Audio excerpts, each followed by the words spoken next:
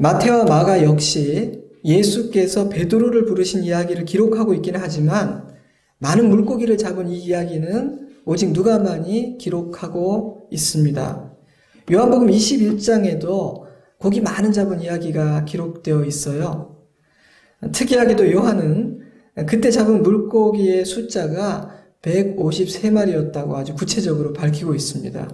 그래서 우리가 알고 있는 어떤 볼펜에 쓰여진 153이라는 숫자의 유래가 요한복음 21장 11절이라 그러죠. 제가 좀 자료를 찾아보았더니 원래 그 숫자를 제안했던 직원은 다른 의미로 제안을 했는데 이 창업자가 그 숫자가 어디서 익숙한데 하고 생각하고 이게 맞아 요한복음이야 찾아보고는 전유를 하면서 의미를 부여했다고 합니다. 이 두 이야기는 참 비슷해 보이기는 하지만 요한복음에 기록된 사건은 부활하신 예수님이 제자들에게 나타나셨을 때의 이야기이고 오늘 읽은 이야기는 예수님의 사역 초기에 있었던 이야기이기 때문에 두 사건은 다른 이야기입니다. 하지만 우리는 베드로가 그의 인생의 중요한 순간에 두 번씩이나 비슷한 경험을 했고 이 두 사건 모두 이제 후로는 내가 사람을 취하리라 내 양을 먹이라 이렇게 사명의 말씀으로 마무리된다는 사실을 주목해 보게 됩니다. 때문에 아마도 베드로는 그물 가득히 물고기가 잡히는 경험을 할 때마다 예수님과 만났던 그 특별한 시간을 그 기억을 떠올렸을 거예요. 가슴이 뛰었겠죠.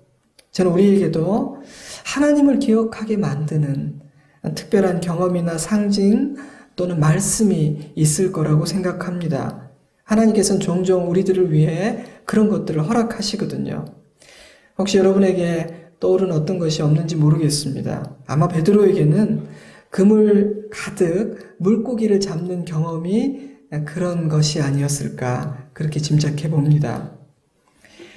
인생 여정에서 일어나는 여러 가지 일들이 당시에는 사소해 보이고 서로 분리되어 있는 독립적인 사건인 것처럼 보이지만 훗날 뒤돌아서 묵상해 보면 놀라운 하나님의 의도와 섭리 안에서 서로 연결되어 있었다는 사실을 깨닫고 깜짝 놀랄 때가 있습니다.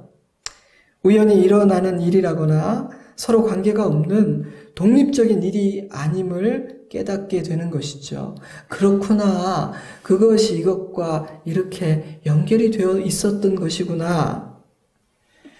때문에 저는 중요한 순간 저희 인생 여정에서 반복해서 들려주셨던 말씀, 하게 하셨던 경험, 보게 하신 상징, 만나게 하신 사람, 그 사람들을 통해서 들려주신 말씀, 이러한 것들을 잘 캐치할 수 있는 지혜와 실력을 갖는 것이 참 중요하다고 생각합니다. 영적인 민감함이라고 표현할 수도 있을 것 같아요. 그러한 하나님의 일하시는 방법들을 염두에 두고 살아가게 되면 일상에서 일어나는 평범해 보이는 일들 가운데 예사롭지 않은 하나님의 뜻이 담겨 있다는 것을 종종 느낄 수 있게 됩니다. 그래서 보다 주님의 뜻에 합한 선택과 반응을 할 수 있는 것 같아요. 예수께서 본격적으로 말씀을 가르치시기 시작하자 반대하는 사람들도 생기기 시작했지만 말씀을 듣기 위해 몰려오는 사람들도 많아졌습니다.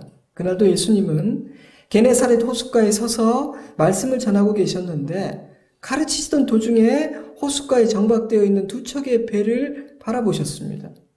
2절 호숫가에 배 두 척이 있는 것을 보시니 어부들은 배에서 나와서 그물을 씻는지라 예수께서 한 배에 오르시니 그 배는 시몬의 배라 육지에서 조금 떼기를 청하시고 앉으사 배에서 무리를 가르치시더니 예수님이 이렇게 보니까 어부들이 그물을 씻고 있었어요. 무슨 뜻이냐 하면 그날의 작업을 이제 다 마무리하고 정리하고 집으로 돌아갈 준비를 하고 있었다는 것입니다. 그런데 예수님이 베드로의 배에 오르시더니 육지에서 조금 떼기를 청하신 다음 그 자리에 앉아 무리를 향해 말씀을 가르치기 시작하신 것입니다.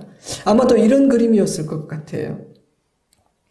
베드로는 아직 예수님에 대해서 그다지 잘 알지 못하는 상태였는데 그물 씻고 다 정리하고 집으로 돌아가려 했던 그가 순순히 예수님의 말씀을 따랐다는 사실은 좀 의아한 일입니다. 저는 참 이상한데 그런 생각이 들었어요. 하지만 우리는 종종 이런 일들을 보게 되죠. 예수께서 예루살렘에 입성하실 때 제자들이 주께서 쓰시겠다 말하자 나귀의 주인들은 그 제자들을 본 적도 없으면서 예 하고 순순히 그 나귀를 내어준 적이 있죠. 저는 예수께서 작정하시고 당신의 권위로 말씀하실 때 그 누구도 정할 수 없다는 사실을 보여주는 아주 좋은 사례라고 생각합니다. 주님이 우리를 한없는 사랑과 자비로 대해주시기 때문에 우리는 자주 잊곤 하는데요. 우리 주님은 놀라운 권위를 가진 분이십니다. 성경은 장차 하늘과 땅의 모든 권세가 그분 앞에 무릎을 꿇을 것이라고 선포하죠. 누가는 바로 앞장인 4장에서 이미 예수님의 권위가 도대체 어느 정도인지를 소개한 바 있습니다. 누가복음 4장 31절 갈릴리의 가버나움 동네에 내려오사 안식일에 가르치심에 그들이 그 가르치심에 놀라니 이는 그 말씀이 권위가 있음이로라. 35절 예수께서 꾸짖어 이르시되 잠잠하고 그 사람에게서 나오라 하시니 귀신이 그 사람을 무리 중에 넘어뜨리고 나오되 사람은 상하지 아니한지라. 다 놀라 서로 말하여 이르되 이 어떠한 말씀인고 권위와 능력으로 더러운 귀신을 명함에 나가는도다 하더라. 이에 예수의 소문이 그 근처 사방에 퍼지니라. 바로 그 예수님이 베드로에게 베드로야 내가 너의 배를 좀 써야겠다 그렇게 말씀하신 것이죠. 예수님의 음성은 조용하고 부드러웠지만 그 말씀에는 설명할 수 없는 권위가 느껴졌습니다. 그래서 베드로는 예수님을 자신의 배에 모시게 되었고요. 예수님께서 그 가르치는 모든 시간을 마치실 때까지 꼼짝없이 그 자리에 앉아서 함께 말씀을 듣게 됩니다. 여러분 이러한 상황은요. 예수님께서 의도하신 상황이었습니다. 기적을 경험하려면 예수님의 부름을 받고 사명자로서 새로운 삶의 여정을 출발하려면 가장 먼저 무엇을 해야 하는가? 말씀을 들어야 하기 때문이죠. 때문에 저는 이러한 상황은 베드로를 향한 예수님의 배려요 사랑이라고 생각합니다. 여러분 베드로는 예수 초청 말씀 집회, 떠오르는 스타 강사 예수, 마침내 갈릴리 호수에 나타나시다 이렇게 쓰인 전단지를 주워서 보고 나도 여기 한번 가봐야겠는데 그렇게 해서 그 자리에 있게 된 것이 아닙니다. 그는 거의 강제로 예수님의 초청에 의해서 그 말씀 집회에 자리하게 되었습니다. 게다가 예수께서 그의 배에 오르시고 그의 배를 호수에 띄우게 하신 다음 그 배에 앉아 말씀을 전하게 하셨으니 베드로는 꼼짝없이 말씀을 들어야만 했습니다. 집회 도중 일어나 나갈 수도 없었고요. 모든 사람들의 시선이 그 배에 쏠렸을 테니 민망해서 졸 수도 없었을 거예요. 그죠? 막 졸고 싶은데 아까 본 것처럼 그 당시 배들이 그렇게 크지가 않았거든요. 밤새 물고기를 잡느라 피곤하고 지친 베드로에게 어쩌면 그런 상황은 조금은 불편하고 힘겨운 상황이었을지 모르겠어요. 그러나 여러분 그것은 베드로에게 허락된 놀라운 은혜였습니다. 비록 자발적이거나 스스로 의도한 바는 아니었지만 그날 그 배에서 들었던 그 예수님의 말씀이 그의 남은 삶을 바꿔놓았기 때문이죠. 주님은 종종 우리에게 그런 일을 행하십니다. 어떤 사건들을 통해 우리를 당신의 말씀이 선포되는 자리, 하나님에 대해 생각할 수밖에 없는 자리로 우리를 초대하시죠. 때로 고난일 수도 있습니다. 어떤 사람과의 만남일 수도 있고요. 우리의 인생 여정에서 일어난 뜻밖의 사건일 수도 있습니다. 하나님은 굉장히 다양한 방법을 통해 우리를 말씀이 있는 자리, 말씀을 들을 수 있는 자리로 이끌어내십니다. 저는 그런 순간은 주님께서 우리에게 얘야, 내 말에 귀를 좀 기울여 보겠니? 나를 좀 바라봐줘. 내가 너에게 할 말이 있어. 그렇게 말씀하시는 순간이라고 생각합니다. 그러므로 그런 순간에 우리가 어떻게 반응하느냐는 굉장히 중요하죠. 그러니 여러분, 그런 순간을 가벼이 흘려보내지 마시기 바랍니다. 진지하게 반응하셔야 합니다. 그리고 하나님께서 나에게 말씀하실 기회와 시간을 충분히 드리시기 바랍니다. 절대로 후회하지 않으실 거예요. 그러므로 그날은요, 베드로에게 있어서 굉장히 중요한 날이었습니다. 왜냐하면 베드로를 새로운 삶으로 이끄시기 위해 말씀의 자리로 예수께서 그를 초대하신 자리였기 때문입니다. 예수님의 가르치심이 얼마나 계속되었는지는 알 수 없습니다만 그렇게 짧은 시간은 아니었던 것 같아요. 그런데 말씀을 마치신 예수님은 베드로에게 좀 뜻밖의 말씀을 하셨습니다. 4절, 말씀을 마치시고 시몬에게 이르시되 깊은 데로 가서 그물을 내려 고기를 잡으라. 여러분, 생뚱맞다는 생각이 들지 않으시나요? 하나님 나라의 복음을 가르치고 계셨습니다. 굉장히 영적인 이야기를 하고 계시던 예수님께서 갑자기 그물을 챙겨 들고 깊은 데로 가서 고기를 잡으라는 말씀을 하셨어요.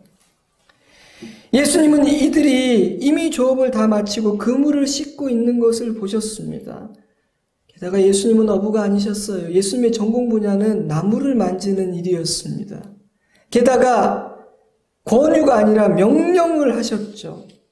앞뒤의 문맥이나 모든 정황상 이러한 예수님의 명령은 굉장히 낯설고 황당하게 느껴집니다. 분명히 베드로도 그렇게 느껴졌을 거예요. 웬열? 뭐 이렇게 느꼈겠죠. 하지만 저의 경험상 생뚱맞다고 느껴지는 말씀이 주어지는 그런 순간은 오히려 옷깃을 여미고 진지하게 귀를 기울여야 하는 중요한 순간인 것 같아요. 아브라함아, 네가 사랑하는 독자를 번제물로 바쳐라. 모세야, 아무것도 하지 말고 가만히 서서 오늘 내가 나의 백성을 위해서 행하는 이 일을 보라. 네가 오늘 본 이 애굽 백성들을 앞으로 다시는 보지 못할 것이다. 생뚱맞지 않습니까? 그러나 그런 순간은 언제나 하나님께서 크고 놀라운 어떤 일을 행하려는 순간이었습니다. 그러므로 아니 이라는 말씀이 주어질 때는 오히려 더 정신을 바짝 차려야 됩니다. 그럴 리가 없어. 말도 안 되는 소리야 라고 생각하며 넘겨버리시면 안 됩니다. 정말 이해가 안 된다면 차라리 이렇게 물어보세요. 주님, 제가 제대로 들은 거 맞습니까? 너무 이상해서 제가 여쭤보는 건데 진짜 제대로 제가 들은 건가요? 한 번도 말씀해 주신 거 아닙니까? 라고 물어야 됩니다.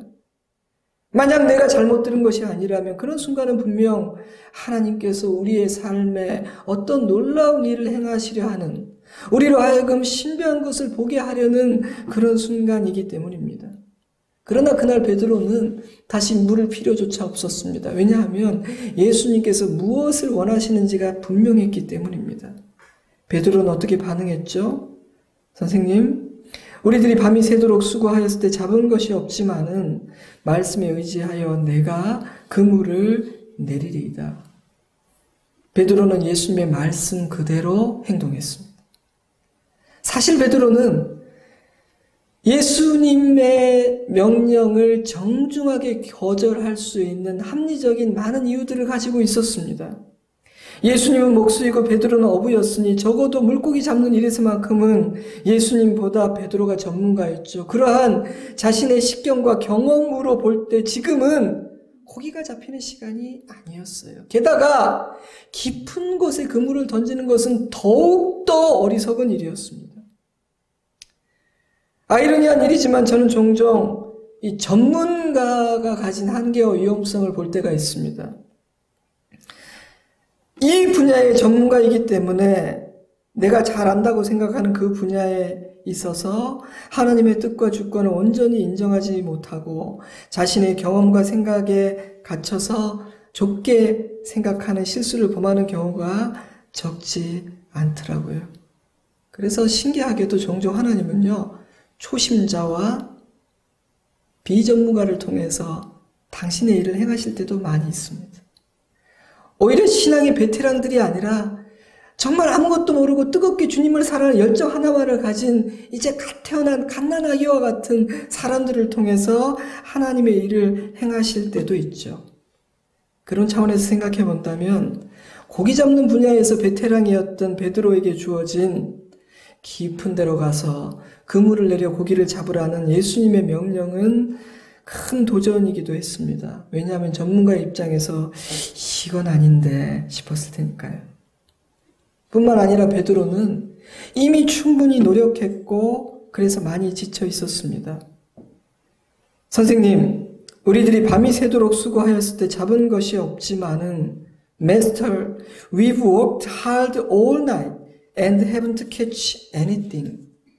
전날 밤 그들은 밤새 수고하였음에도 단 한 마리의 고기도 잡지 못했습니다. 그래서 씁쓸하고 허탈한 마음으로 그물을 씻으며 오늘은 그냥 집으로 돌아가야겠다, 이렇게 마음을 정리하고 있었죠. 여러분, 우리 인생에도 그런 순간이 있지 않습니까? 열심히 수고하고 성실히 살아왔는데 아무것도 거두지 못한 것 같은 느낌이 들어서 허탈하고 힘 빠지는 그런 날 말입니다. 차라리 지은 죄가 있거나 실수를 해서 그런 상황을 맞이했다면 그나마 납득이라도 될 것 같아요. 안타깝긴 하지만 내가 지은 죄가 있으니, 내가 실수해서 이런 일을 당하는 거니 어쩔 수 없지, 감수해야지, 그렇지 않겠습니까?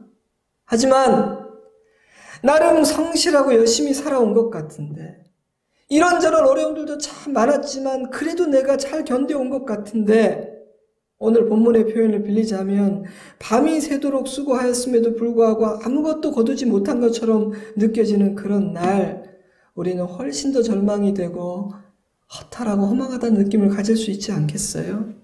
그런데 바로 그런 날 예수님께서 베드로에게 이렇게 말씀하신 것입니다. 깊은 데로 가서 그물을 내려 고기를 잡으라. 만약 여러분에게 이렇게 말씀하신다면, 아무리 생각해봐도 지금 나의 상황이나 나의 감정과는 전혀 어울리지 않는 그런 말씀을 나에게 주신다면, 아니 진짜 주일날 내가 예배드리고 은혜 받으려고 하는데 하필 너무 내 상황하고 안 맞는 말씀이 주어지는 것 같고, 오늘 특별히 은혜 받아보려고 큐티하려고 참 매성을 폈는데 아니 이건 뭐 나하고 진짜 안 맞는 이런 명령을 하시다니, 이런 말씀이 주어진다면 여러분 어떻게 반응하시겠습니까? 흘려보내시겠습니까? 아, 이건 넘어가야겠다, 이건 분명 나한테 주시는 말씀이 아니야, 그렇게 하시겠습니까? 아니면 말씀을 따라 주섬주섬 그물을 챙겨 노를 저어 깊은 곳으로 나가 보시겠습니까? 베드로는 이렇게 반응했죠.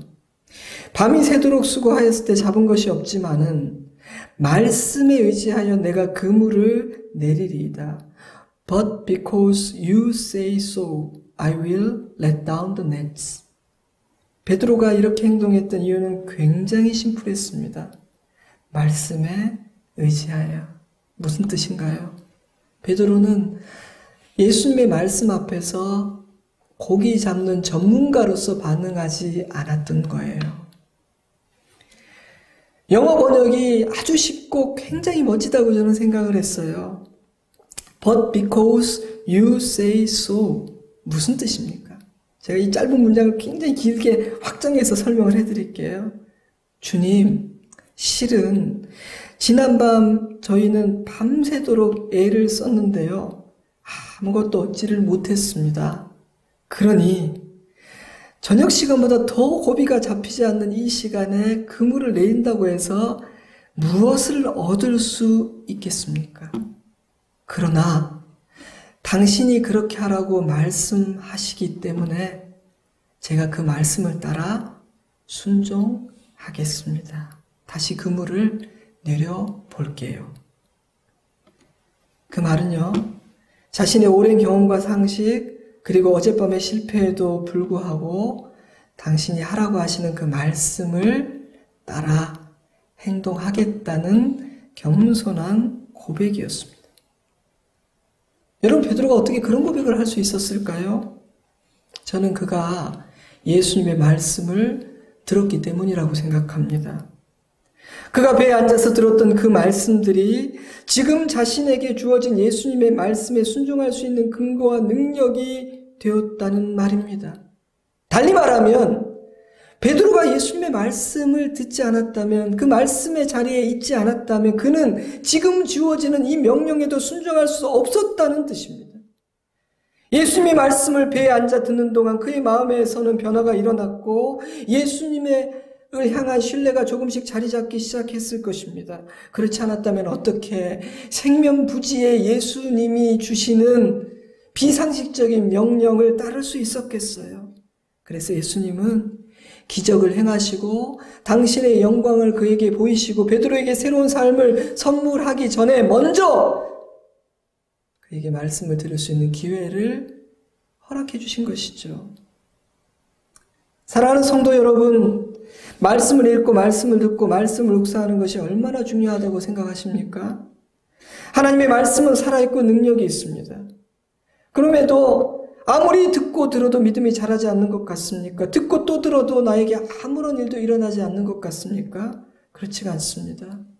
결정적인 순간에 말씀을 들은 사람과 듣지 않은 사람은 너무나 큰 차이를 드러냅니다.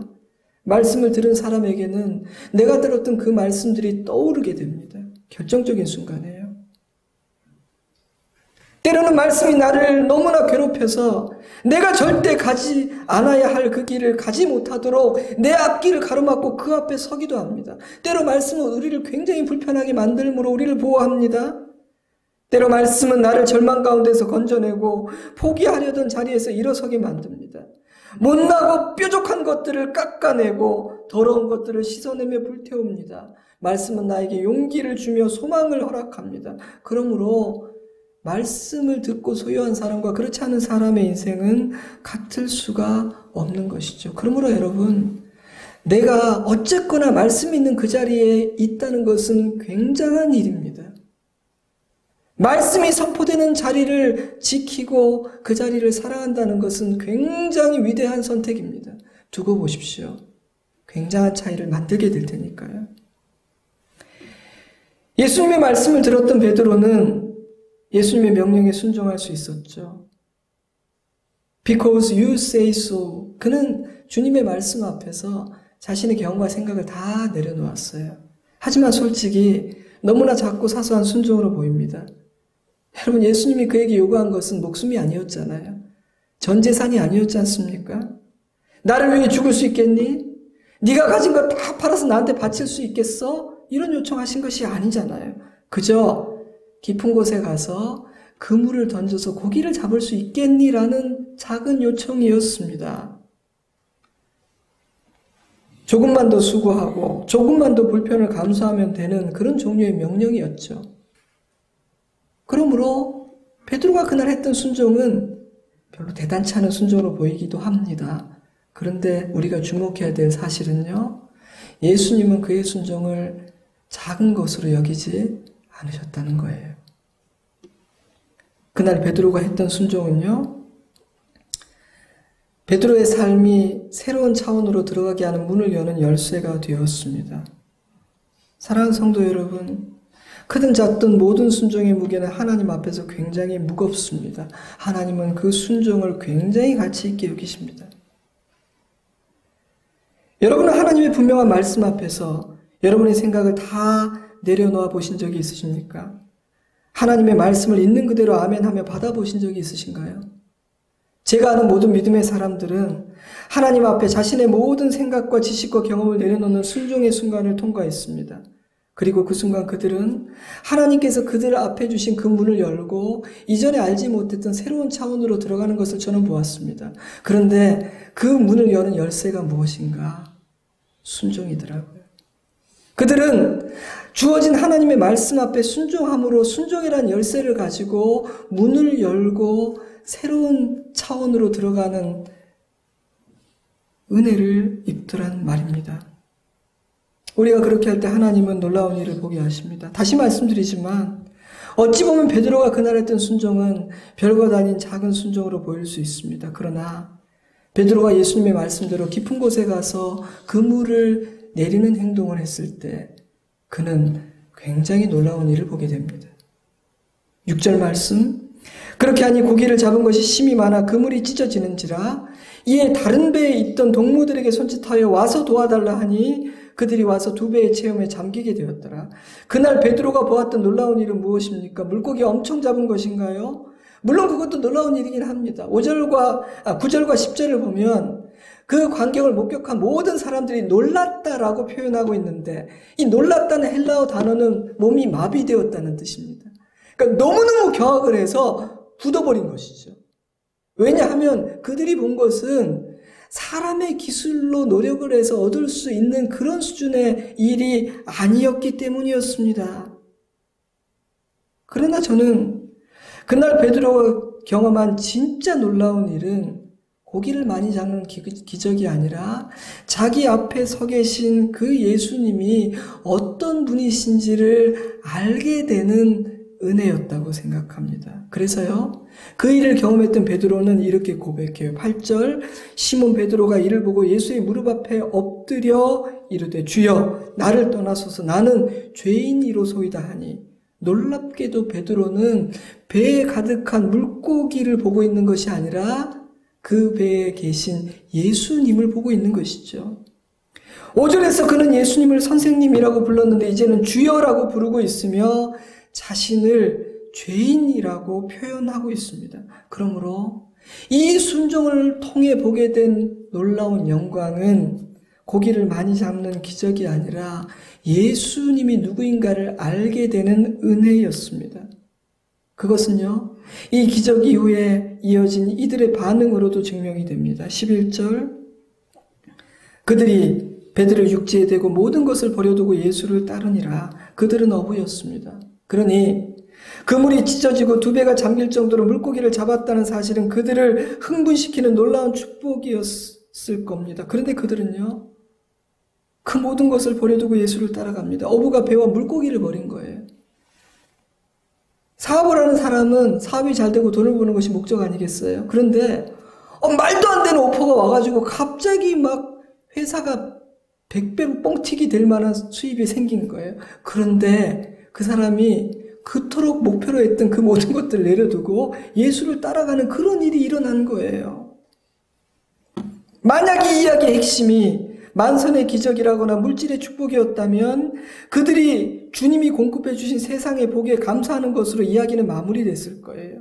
너희도 순종하면 이러한 기적을 보고 이런 복을 받게 될 것이다. 이 말씀은 이런 교훈과 함께 마무리되었을 것입니다. 그러나 이 이야기들은 이 어부들이 모든 것을 버려두고 예수를 따르는 것으로 마무리됩니다. 왜냐하면 진짜 중요하고 가치 있는 것이 무엇인지를 깨닫게 되었기 때문입니다. 그러므로요, 이 이야기의 핵심은 기적이 아니라 예수를 만난 사람에게 일어나는 놀라운 변화입니다. 마태복음 13장 44절, 천국은 마치 밭에 감추인 보화와 같으니 사람이 이를 발견한 후 숨겨두고 기뻐하며 돌아가서 자기의 소유를 다 팔아 그 밭을 사느니라. 사람들은 이 사람의 행동을 도저히 이해할 수가 없었을 거예요. 아니, 왜 자기의 소유를 다 팔아서 골고루 분산 투자를 해야지 저 한 곳에 모두를 투자해버리는 것이지 왜 저렇게 위험한 행동을 할까? 하지만 이 사람은 자신의 모든 소유를 다 팔아서라도 반드시 소유해야 하는 더 값진 한 가지를 발견했기 때문에 그렇게 한 것입니다. 그러니 세상 사람들의 눈에 너무나 이성적이지 않고 합리적이지 않은 그의 행동과 선택은 그 사람에게는 너무나 이성적이고 가장 합리적인 선택이었던 것이죠. 베드로 역시 그날 그런 선택을 한 것입니다. 예수님이 누구인지 조금이나마 눈을 뜨게 되자 베드로는 배와 잡은 물고기가 보이지 않았습니다. 그래서 그 모든 것들, 그동안 가치 있게 여기던 그 모든 것들을 버려두고 예수를 따르게 됩니다. 저는 이런 생각이 들었습니다.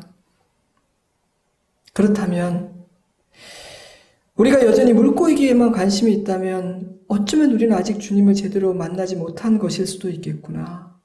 나의 진정한 관심은 배에 가득한 물고기인가? 아니면 예수님인가? 나는 모든 것을 버려두고 예수님을 따라가는 선택을 한 사람인가? 여러분의 대답은 무엇입니까? 저는 지금 무소유에 대한 말씀을 드리고 있는 것이 아닙니다. 이것은 가치관의 변화, 우선순위의 변화, 하나님께 나를 온전히 맡기고 나를 드리는 전적인 위탁에 대한 이야기입니다. 자, 이렇게 한번 비유를 해볼까요? 제가 그림에 대해서 굉장히 관심을 가지고 그림을 모으기 시작했는데 그 일이 너무너무 좋아서 아예 그림을 사고 파는 일을 하기로 마음먹었다고 한번 상상해 보세요. 그냥 예를 드는 겁니다. 또 어디 가서 우리 목사님이 그림에 관심을 갖기 시작했다. 오해하시면 저는 그림에 대해서 굉장히 무식합니다. 하여튼 그렇게 제가 했다고 상상을 해보세요. 만약 그런 일이 일어난다면 저는 제가 그동안 모아둔 그림에 가격표를 붙이기 시작할 거예요. 이건 얼마짜리? 이건 얼마 정도 받으면 되겠다. 왜냐면 그림을 이제 사고 팔아야 되니까. 그런데 그러던 어느 날 제가 그 분야의 굉장히 위대한 스승을 만나게 됩니다. 그리고 그분의 가르침을 받으면서 이제 진정으로 장사꾼이 아니라 미술가로서 작품의 가치에 대해서 눈을 뜨게 되죠. 그렇게 새롭게 된 관점으로 제가 모아뒀던 그림들을 다시 쭉 보고 제가 깜짝 놀라게 됩니다. 왜냐하면 가격표가 엉터리인 거예요.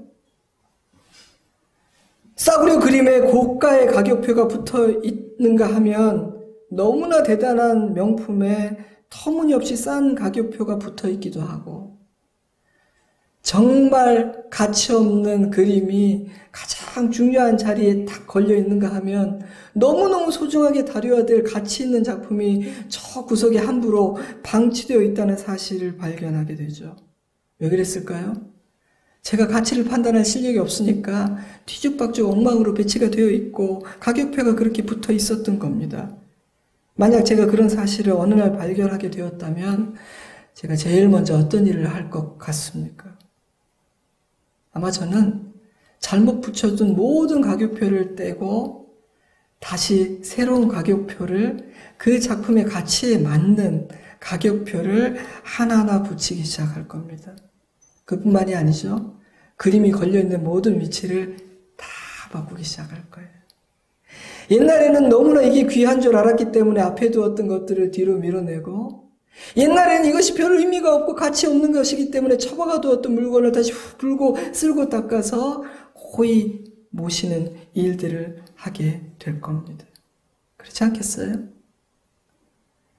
저는 예수 그리스도를 만난 사람들에게 그런 일이 일어나는 것이 아닌가라는 생각이 듭니다.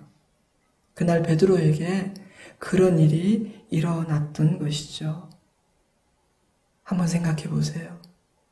우리는 예수님 만나고 신앙생활을 하고 예배를 드리면서 우리 삶에 이런 일이 일어난 것 같습니까? 우리는 우리 삶에 있는 모든 것들의 가격표를 고치는 일을 예수님을 만난 이후에 하나님 앞에서 그 안에서 다시 했던 것 같습니까? 말씀을 맺겠습니다. 말씀을 마치기 전에 베드로에게 일어났던 일들의 과정을 다시 한번 정리해 보는 것이 좋을 것 같아요. 먼저 그는 예수님의 말씀을 들었습니다. 예수께서 그를 찾아와 자리에 앉히고 말씀을 듣게 하지 않았다면 그 다음 과정은 일어나지 않았을 거예요. 그러므로 여러분, 우리가 새로운 삶을 살기 원한다면, 정말 제대로 된 가격표를 붙이는 일을 행하고 싶다면 우리가 해야 될 가장 중요한 첫 번째 단추는 하나님의 말씀을 듣는 것입니다. 그 말씀에 나를 노출시키는 것입니다. 베드로는 자신이 들은 말씀의 능력에 의지하여 예수님의 명령에 순종했습니다. 베드로를 자리에 앉히고 말씀을 듣게 하시는 것은 예수님이 하신 일이지만 주신 명령에 순종하는 것은 베드로가 해야 할 일이었습니다. 그가 했던 순종은 대단한 것이 아니었습니다. 그래서 작고 사소해 보였지만 그 순종은 새로운 차원으로 들어가게 하는 문을 여는 열쇠가 되었습니다. 자, 그런데 여러분, 그런 순종을 하기 위해 우리에게는 어느 정도의 믿음이 필요할까요? 저는 겨자씨만한 믿음이면 된다는 생각이 들었습니다. 여러분, 그 당시에 베드로에게 어느 정도의 믿음이 있었을 것 같아요? 저는 굉장히 작은 믿음밖에 없었을 거라고 생각합니다. 그는 그날 대단한 기대를 가지고 그물을 던진 것이 아니라 정말 솔직히 하고 싶지 않고 기대도 없지만 예수님께서 그렇게 말씀하시기 때문에 순종했을 뿐입니다. 그래서 많은 물고기를 잡았을 때 굉장히 놀랐죠. 물론 확고한 믿음과 기대를 가지고 순종하면 더 좋겠죠. 그러나 하나님은 우리에게 그 정도의 믿음이 없다는 것을 이미 알고 계십니다. 그래서 하나님은 너에게 100%의 온전한 믿음이 없다면 절대 너는 기적을 볼 수 없다, 이렇게 말씀하시지를 않아요. 그래서 하나님께서 행하시는 놀라운 일들을 경험한 우리 믿음의 선배들은 하나같이 놀랐습니다. 무슨 뜻입니까? 그들의 믿음보다 하나님이 행하신 일이 더 컸다는 뜻이죠. 그들에게 그만한 믿음이 없었다는 의미입니다. 그러니 여러분, 겨자씨와 같은 믿음만 있으면 충분합니다. 그 정도의 믿음이면 하나님께서 일하실 충분한 재료가 됩니다. 그러므로 작은 믿음으로라도 순종하시기 바랍니다. 혹시 이 아침에 여러분에게 하나님이 어떤 말씀을 주고 계신가요? 그 말씀이 생뚱맞게 들리십니까? 그러면 기적을 볼 수 있는 좋은 문 앞에 서 계신 것인지도 모르겠습니다. 마지막으로 순종했던 베드로는 예수님의 영광을 보게 됩니다. 그래서 모든 것을 버려두고 예수님을 따르게 되죠. 그들이 배들을 육지에 대고 모든 것을 버려두고 예수를 따르니라. 이 이야기의 결론입니다. 이 말씀이 여러분에게 어떤 느낌을 주세요? 그들이 모든 것을 버려두고 예수를 쫓으니라. 어떤 느낌이 드세요? 부담스러워. 혹시 내가 저렇게 될지도 모르니까 이쯤에서 도망가야겠다. 나는 적당하고 지혜롭게 예수를 믿어야겠다. 혹시 이런 생각을 하는 분이 있을지도 모릅니다. 그러나 그것은 지혜로운 생각이 아닙니다. 왜냐하면 오히려 우리가 적당히 예수를 따르기 때문에 우리의 삶은 이도저도 아니기 때문이죠. 많은 사람들의 오해와는 달리 예수를 따르는 삶은 복되고 자유롭고 평안하며 감사가 충만합니다. 사랑하는 여러분, 여러분은 무엇이 여러분에게 평안을 줄 수 있다고 생각하십니까? 무엇이 내 삶을 의미 있게 만들고 내게 기쁨과 자유함을 선물한다고 생각하시나요? 성공일까요? 명예일까요? 부유함일까요? 그렇지 않죠. 사실 인간은 이미 그런 것들이 우리를 행복하게 만들고 자유하게 만들 수 없다는 것을 이미 알고 있습니다. 제가 며칠 전에요, 모처럼 오프라인 서점에 가서 이 책, 저 책을 뒤적여 봤습니다. 그런 책들이 있어요. 사기는 아까운데 한 번쯤 보고 싶은 책이. 그런 책들은 서점 가서 중간중간을 보기도 하는데, 놀랍게도요, 기독교 서적이 아닌 책들을 제가 주로 뒤적였는데, 기독교 서적이 아님에도 불구하고 세상적인 성공과 물질적인 풍요로움이 우리에게 영원한 안정과 행복과 미래를 보장한다고 가르치는 책이 한 권도 없더라고요. 오히려 그런 것들을 추구하지 말라고 가르치고 있더라고요. 베스트셀러들을 보세요. 다 그런 이야기를 담은 책들이에요. 신앙서적이 아니에요. 근데 아이러니는 무엇이냐? 그런 책들이 베스트셀러가 된다는 것은 수많은 사람들이 그런 책들을 읽는다는 것인데, 근데 여전히 수많은 사람들은 그 책들이 쫓지 말라고 한 것들을 추구하며 산다는 거예요. 성경은 또 다른 길을 우리에게 제시합니다. 예수를 따르는 자는 평안을 얻고 삶의 의미를 발견하며 감사할 수 있고 즐거워할 수 있다는 것이죠. 물론 성경은 예수 그리스도를 따라가는 길이 좁은 길이라고 표현합니다. 근데 제가 어느 날 그런 생각이 들었어요. 좁은 길이다. 하지만 좁다고 해서 즐거움이 없는 것은 아니라는 거죠. 근데 우리는 일단 좁은 길이라고 할 때 부담을 갖고 그 길은 즐겁지도 않을 것이고 그 길은 처음부터 끝까지 마냥 힘들고 어려울 것이라는 생각이 드는 것 같아요. 그러나 여러분, 길이 좁다고 즐거움이 없는 것이 아닙니다. 험한 길을 걸어간다고 거기에 평안이 없는 것이 아니죠. 오히려 예수님과 함께 걷는 그 좁은 길에는 세상이 줄 수 없는 평안과 기쁨이 가득합니다. 보람이 있습니다. 여러분 가만히 생각해 보세요.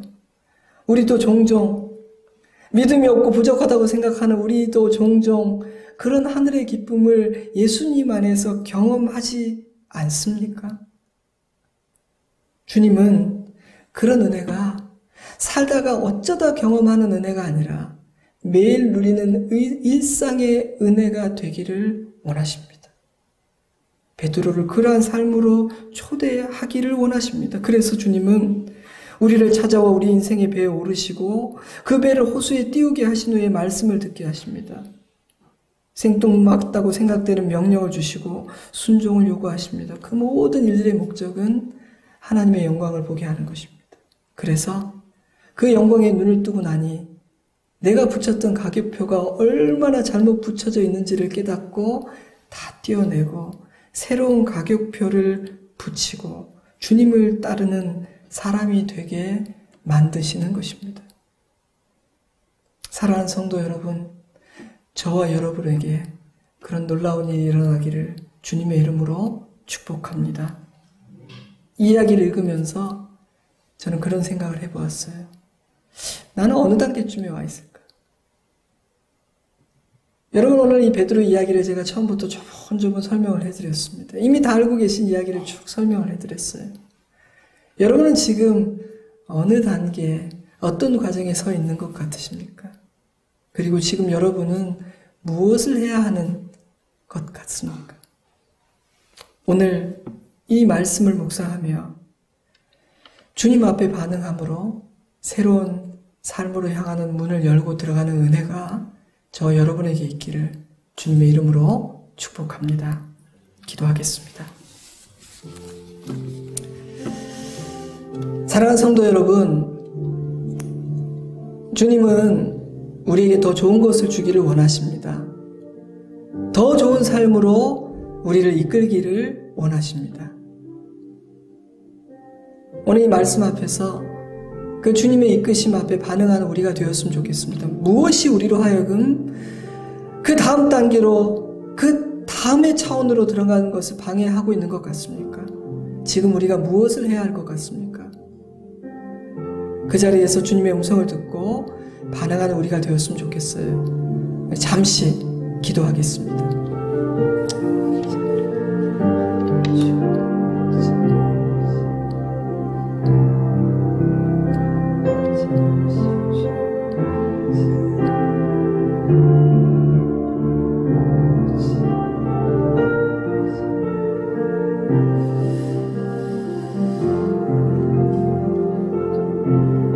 하나님 아버지, 이 이야기가 주님이 기적을 베푸시고 고기 많이 잡는 그런 이야기인 줄 알았는데 깊이 묵상해 보니 주님 따라가는 이야기입니다. 삶이 달라지는 이야기입니다. 새롭게 되는 이야기입니다. 주님, 오늘날 많은 교회들이 있고 예배드리는 많은 그리스도인들이 있지만 우리가 이런 일들을 경험하지 못했기 때문에 옛사람의 자리에 머물러 하늘의 기쁨과 하나님 안에서의 참된 자유와 평안함을 누리지 못하는 경우가 많은 것 같습니다. 주님, 오늘 우리 가운데 찾아와 말씀하시는 그 주님의 음성을 듣게 하시고 말씀에 의지하여 순종하게 하시고 세상의 가치를 새롭게 깨달아 주님을 따르는 놀라운 일이 우리 모두에게 있기를 소원합니다. 주님과 함께하는 그 좁은 길은 기쁘고 감사한 길이라고 말씀하셨는데 우리가 매일 살면서 그것을 경험하기를 원합니다. 그래서 우리의 입에도 찬양이 가득하기를 소망합니다. 먼저 이 부족한 저에게 그 은혜를 주시고 사랑하는 우리 성도들에게 그런 은혜를 허락하여 주시옵소서. 함께 믿음의 길 가게 하심을 감사하며 예수님 이름으로 기도드리옵나이다. 아멘. 우리 다 같이 자리에서 일어나셔서 우리 함께 찬송 드리겠습니다. 어려운 일 나갈 때 함께 찬양하겠습니다. 우리 마음을 담아서 우리의 기도로 하나님께 올려드립니다.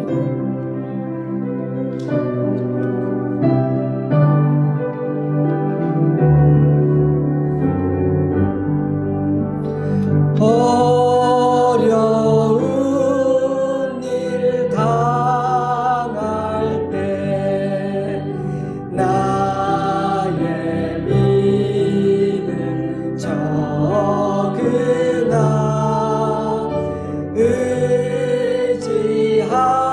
의지하는 내 주 더욱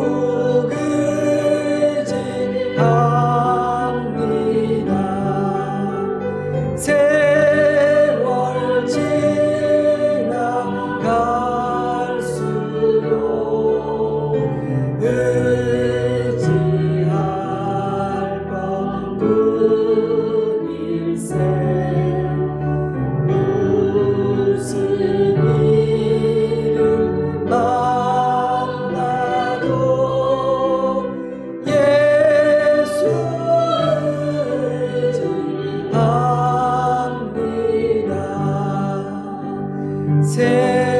생명이 있을 동안에 예수 믿지 않으나 천국 올라가 세월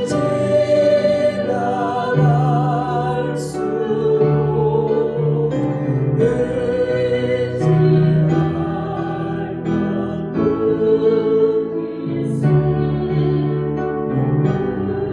수 의지할 이를 만나도 예수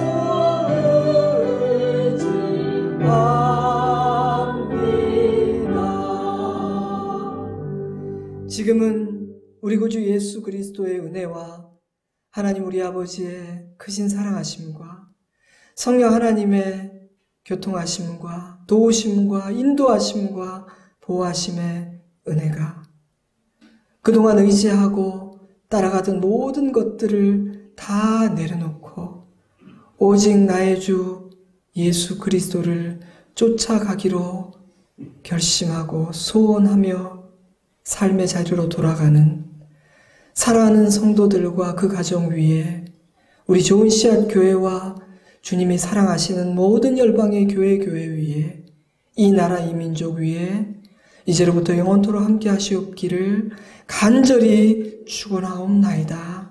아멘.